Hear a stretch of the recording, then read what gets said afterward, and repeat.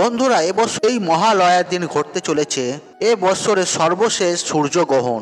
ফলে মহালয় ও সূর্যগ্রহণ মিলে এই দিন বৎসরের সর্বশক্তিশালী দিনের মধ্যে পরিণত হয়েছে।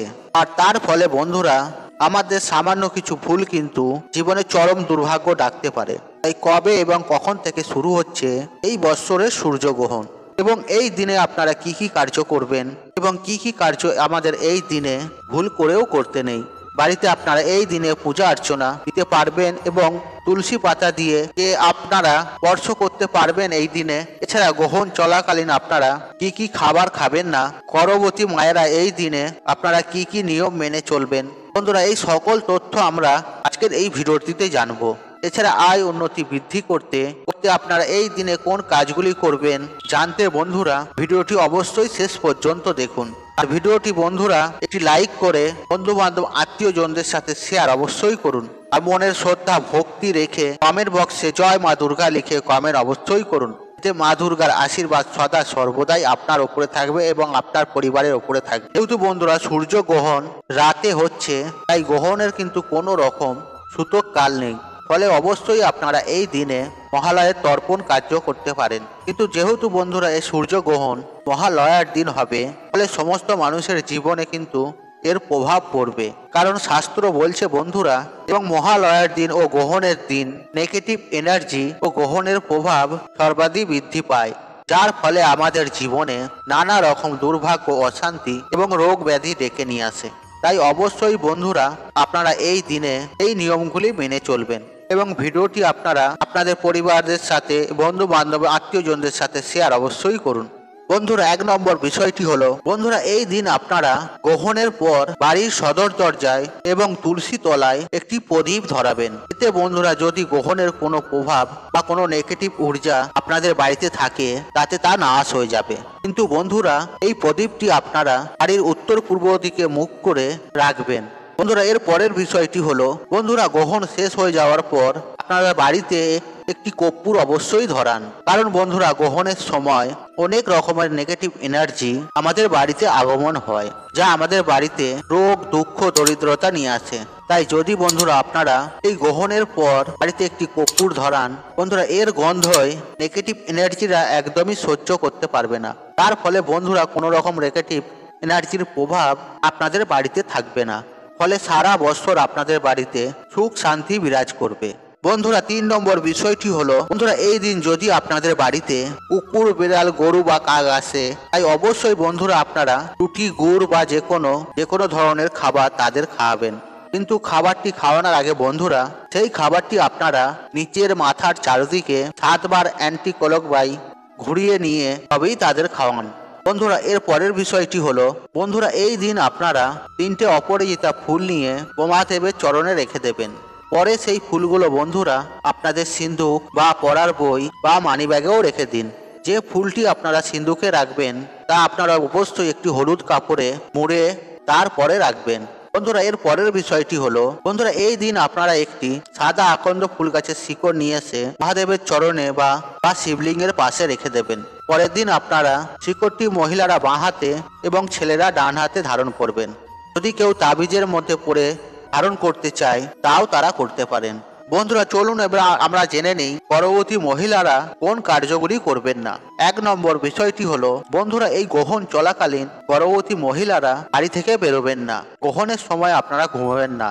গ্রহণ চলাকালীন আপনারা কোনো কিছু খাবেন না, এমনকি জল পানও করবেন না। যদি একদমই দরকার না পড়ে, যদি খেতেই হয় বন্ধুরা, খাবারে বা জলে কিছুটা তুলসী পাতা দিয়ে খাবেন এবং এই তুলসী পাতা গ্রহণ হওয়ার আগেই দিয়ে রাখবেন।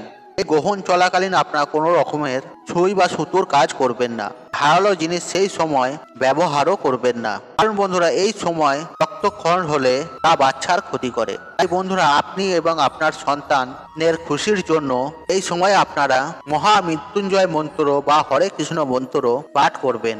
2 নম্বর বিষয়টি হলো বন্ধুরা, গ্রহণ চলাকালীন সময়ে কোনো শুভ কার্য যেমন পুজো অর্চনা, দান, ধর্ম এইসবগুলি করবেন না। 3 নম্বর বিষয়টি হলো এই গ্রহণের সময় কোনো রকম আপনারা গাছপালা, চুলদাড়ি এগুলো ভুল করেও কাটবেন না।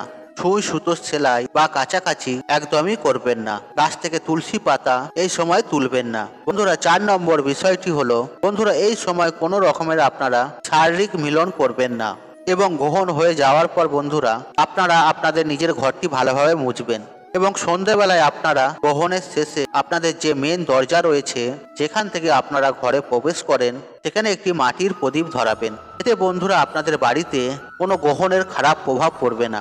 5 নম্বর বিষয়টি হলো, বন্ধুরা এই গ্রহণের দিন আপনারা আমিষ এবং কোনো রকমের মদ্যপান পান করবেন না, মানে তান্ত্রিক ভোজন এই দিন করবেন না, বিশেষ করে এই গ্রহণের সময়। চলুন বন্ধুরা এবার আমরা জেনে নেব আমাদের ঘরে কোন কোন জিনিসগুলো এই পবিত্র আশ্বিন মাসে দিতে নেই, আর যদি আমরা দিয়ে থাকি এর ফলে আমাদের জীবনে চরম ভয়ঙ্কর দারিদ্রতা নেমে আসতে পারে। তাই বন্ধুরা আজকে আমি আপনাদের এমনই 4টে জিনিসের কথা বলবো, তা যদি আপনি দান করে দেন বা কেউ দিলে নিয়ে নেন, এতে আপনার পরিবারের ওপর সংকট আসতে পারে। বন্ধুরা এই আশ্বিন মাস হলো মা দুর্গার মাস, আর কয়েক দিনের মধ্যেই মা আসতে চলেছে। আর এর থেকে ভালো খবর আর কি হতে পারে বন্ধুরা? বন্ধুরা গরিব বড় লোক যেই হোক না কেন, মা আসার আনন্দে সবাই উৎসাহিত হয়ে ওঠে। বন্ধুরা তাই আশ্বিন মাসে ভুলেও আপনারা এই কয়টি জিনিস কাউকে দেবেন না এবং কারোর সাথে নেবেনও না। বন্ধুরা একটা বাড়ি তখনই প্রসন্ন থাকে যখন সেই বাড়িতে আর্থিক সমস্যা কোনো অসুখ বিসুখ না থাকে, যখন সবাই মিলে মিশে আনন্দেই থাকে। তাই প্রত্যেক বছরে যখন মা আসে আমরা মায়ের কাছে প্রার্থনা করি যাতে মা সবাইকে ভালো রাখেন। তাই বন্ধুরা মা আসার আগেই এই জিনিসগুলি দেওয়া নেওয়া করবেন না, এতে আপনার পরিবারের ওপর সংকট আসতে পারে। তবে চলুন বন্ধুরা এই কোন 4টি জিনিস এবং কি সেই জিনিসগুলি। 1 নম্বর বিষয়টি হলো চাল। আগে হ্যাঁ বন্ধুরা আপনারা একেবারে ঠিকই শুনেছেন। বন্ধুরা ভুলেও এই আশ্বিন মাসে সূর্য অস্ত যাওয়ার পর কখনোই চাল দান করবেন না, আর কারো কাছ থেকে নেবেনও না। আর যদি দিতেই হয় তাকে দিনের বেলায় দিয়ে দেবেন।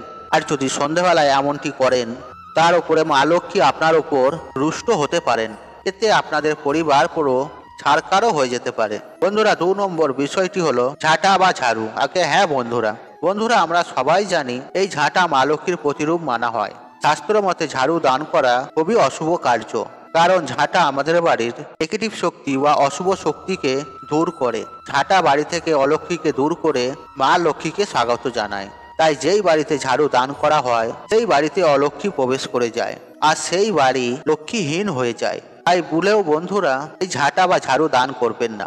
বন্ধুরা পরের বিষয়টি হলো বাসি খাবার। আগে হ্যাঁ বন্ধুরা এই আশ্বিন মাসে বাসি খাবার আপনারা কাউকেই দান করবেন না।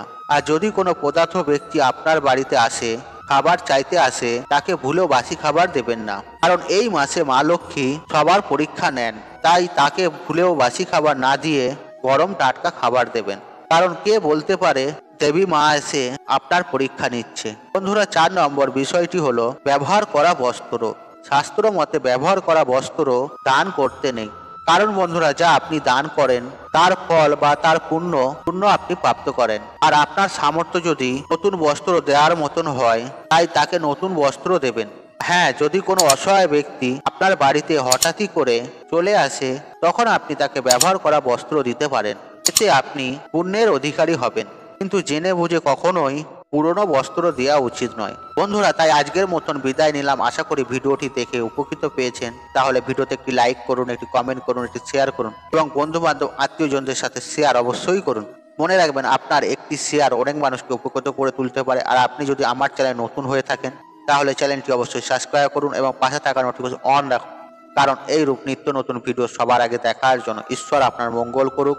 আপনি সুস্থ থাকুন, নিরোগ থাকুন। আপনার দিন মঙ্গলময়। হরে কৃষ্ণ কৃষ্ণ কৃষ্ণ হরে হরে।